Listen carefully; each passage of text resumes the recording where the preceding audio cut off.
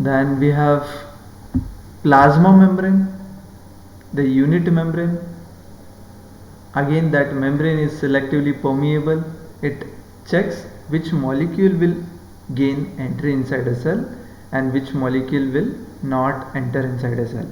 So that is, it is selectively permeable. So we'll discuss all these organelles in detail. So these are the examples of some animal cells.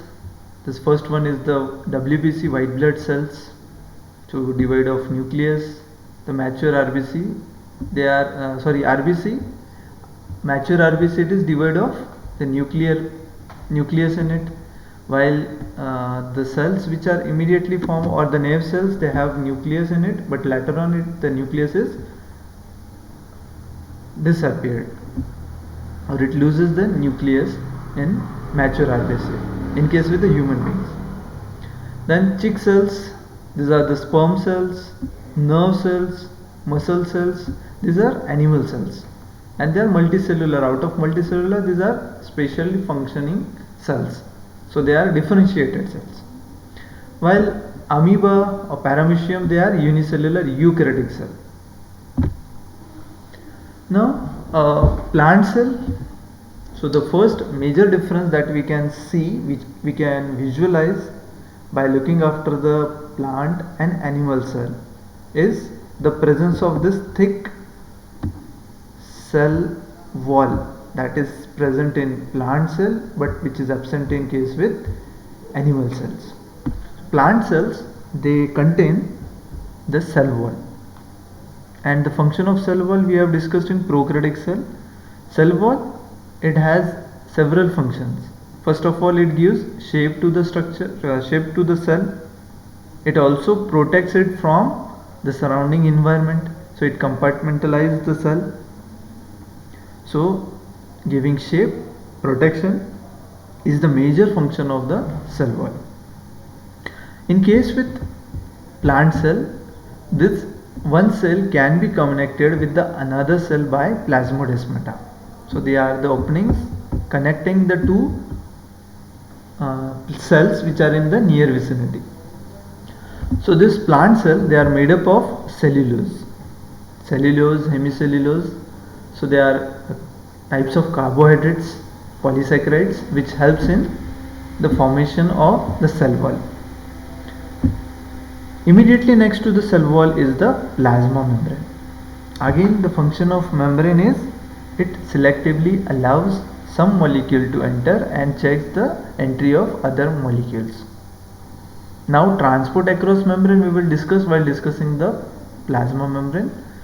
Sometimes the molecule of same charge or uncharged molecules, they have different mechanism to move across the membrane, and the molecules which are having charge on it, molecules which are of different size and shapes, they have different mechanisms to be transported across the membrane. So that mechanism can be active transport, it can be passive transport. We will discuss this in while discussing the ultrastructure or the different models of plasma membrane. Next is the peroxisome. It has some enzymes, peroxidase like enzyme, which are present in that organelles. Then the plant cell also has mitochondria. Plant cell also has chloroplast. This is a unique organelle that is present in plant cell, which harvests the solar energy and converts it into chemical energy. Next is our nucleus we have discussed. In case with eukaryotic cell, it has well developed nucleus in which the DNA, the genetic material of a cell, is present in the form of chromosomes. That chromosome number can vary depending upon the type or depending upon the species.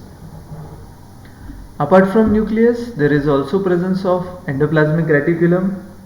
So both smooth and rough endoplasmic reticulums are there. A ribosome is there, which is associated with endoplasmic reticulum. That endoplasmic reticulum is regarded as a rough endoplasmic reticulum involved in the process of protein synthesis. Next, and unique organelle that is present in plant cell is this. One of the largest organelle again in plant cell is vacuole. So vacuoles are not seen in animal cells, they are seen in the plant cells. Again, they are, if you look at the size, they are one of the largest organelle that are present in the cell.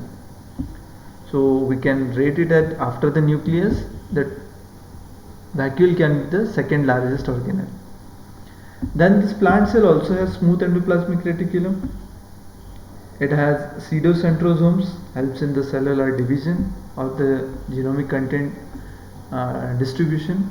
It helps in the distribution of the genetic material. Some examples of representative examples of plant cells: onion, guard cells, root hair cells. So guard cells, we know that for the exchange of gases, in case with plant cells, these are seen